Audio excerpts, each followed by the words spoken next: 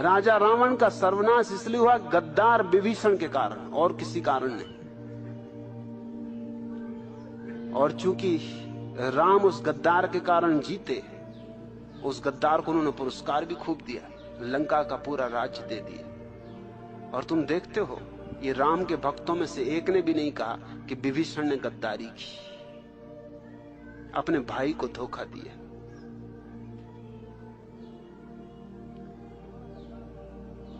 इससे बड़ा गद्दार दुनिया में दूसरा नहीं हुआ। अगर रावण जीत गया होता तो विभीषण की निंदा सदियों तक होती, लेकिन चूंकि राम जीत गए, उसकी गद्दारी के कारण जीते। क्योंकि जब भाई ने ही सूत्र दे दिए, राज बता दिए, तो रावण की हार सुनिश्चित थी। और रावण अहंकारी नहीं था। ये भ्रांति भी छोड़ दो, ये ख्याल गलत है। रावण के साथ धोखा राम ने किया, क्योंकि जब सीता का स्वयंवर रचा जा रहा था तो ये बात जाहिर थी कि रावण इतना शक्तिशाली कि वो सीता को ले जाएगा। और वो शिव का भक्त था और शिव का धनुष तोड़ना था, वो उसका हकदार था तोड़ने का। उसने तोड़ दिया होता तो एक चालबाजी की गई। चालबाजी वहां शुरू होती, बेईमानी वहां शुरू होती, राजनीति वहां शुरू होती। इसमें राम जिम्मेवार है इस सारे उपद्रव में, रावण नहीं। चालबाजी ये की गई कि झूठी खबर दी गई उसे कि रावण तेरी लंका में आग लग गई, तुझे जल्दी बुलावा आया, तू भाग, तेरी लंका जल रही, सोने की लंका जल रही। रावण भागा।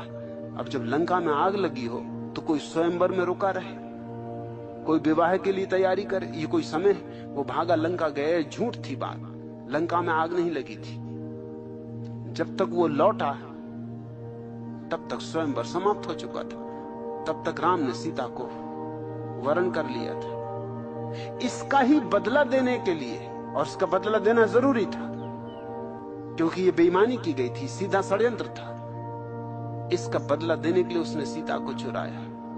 मगर सीता के साथ उसने जो सद्व्यवहार किया वो राम ने भी कभी नहीं किया। सीता को 3 साल तक कारागृह में रख के भी उसने सारी सुविधाएं दी थी। जंगल में नहीं रख दिया था, किसी जेल खाने में नहीं बंद कर दिया था। उसके पास जो सुंदरतम वाटिका थी, सुंदरतम बगीचा था, अशोक वाटिका, वहां रखा था। और उसने कभी भी कोई जबरदस्ती नहीं की, कोई बलात्कार नहीं किया, सीता को छुआ भी नहीं, स्पर्श भी नहीं किया। वह आदमी अपने किस्म का प्रामाणिक आदमी था, ईमानदार आदमी था। और राम से बदला लेना था, सीता से क्या बदला लेना था? सीता का तो कोई कसूर था नहीं, इसलिए सीता को उसने कोई परेशानी नहीं थी। राम ने सीता के साथ दुर्व्यवहार किया। पहले तो उसकी अग्नि परीक्षा ली। जिस पति को अपनी पत्नी पर संदेह है उसको प्रेम नहीं। संदेह तो तभी उठता है जब प्रेम ना हो। जहां प्रेम है वहां कैसा संदेह? जहां प्रेम है वहां भरोसा है, श्रद्धा है, आदर है, सम्मान है। पहला तो अपमान यह किया कि सीता की अग्नि परीक्षा ली। और बेईमानी देखो, खुद भी अग्नि परीक्षा दे देनी थी तो भी समझ में आता, तो दोहरे मापदंड ना हो पाते, क्योंकि तुम भी 3 साल अलग रहे थे। और ऐसे शोधकर्ता हैं जिनका कहना है कि राम का सबरी से प्रेम था।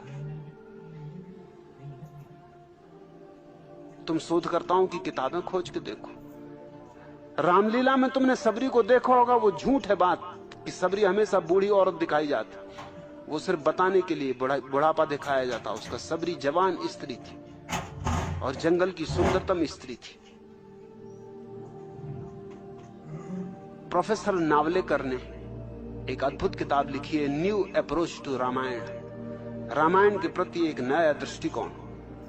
और उसमें उन्होंने सिद्ध करने की कोशिश की है कि सबरी जवान थी, सुंदर थी, अति सुंदर थी, और राम उसके प्रेम में थे। असल में प्रेमी ही एक दूसरे की झूठी चीजें खा सकते हैं और कोई खा भी नहीं सकता। तुम जरा किसी की झूठी चीज तो खाओ, कोई ऐसा बेर काट के मुंह में तुमको दे, तुम एकदम थू थू कर दोगे, पागल हो गए? तो वो तो प्रेम के पागलपन में चल जाता है। प्रेम के पागलपन में क्या नहीं चल जाता। प्रेसी अगर जूठा करके दे देता, आहा अमृत। हालांकि थूक कोई अमृत नहीं होता।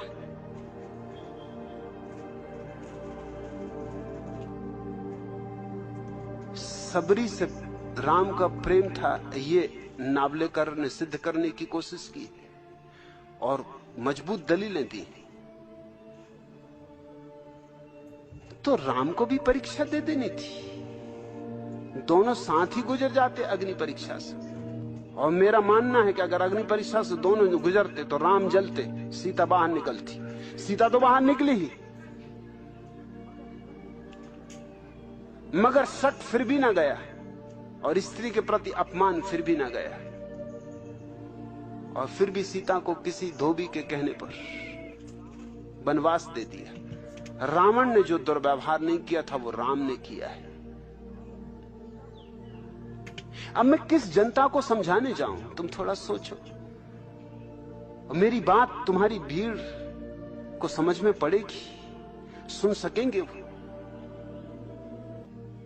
उनकी आंखें अंधी हैं पक्षपातों से, वो पुनर्विचार कर सकेंगे शांतिपूर्वक। रावण में मुझे कोई भ्रांति नहीं दिखाई पड़ती, कोई भूल नहीं दिखाई पड़ती। रावण बहुत सीधा साफ आदमी, राम मुझे चालबाज दिखाई पड़ते। और राम के जो वशिष्ठ वगैरह ऋषि मुनि जिनको तुम कहते हो, वो सब एजेंट थे, जैसे ईसाई मिशनरी एजेंट होते हैं। नाम तो लेते हैं बाइबल का, आते हैं इरादा कुछ और रख के। वो राम के एजेंट थे, वो जो ऋषि मुनि दक्षिण में जाकर उपद्रव खड़ा कर रहे थे। उन्हीं एजेंटों के बचाने के लिए सारा आयोजन किया गया था।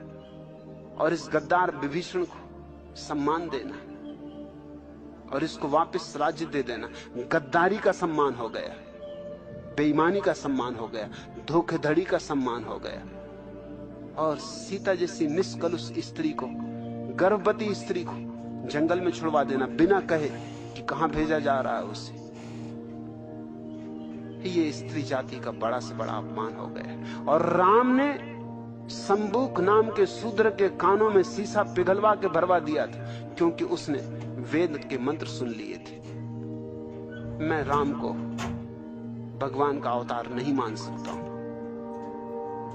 क्योंकि भगवान के अवतार को क्या शूद्र और क्या ब्राह्मण।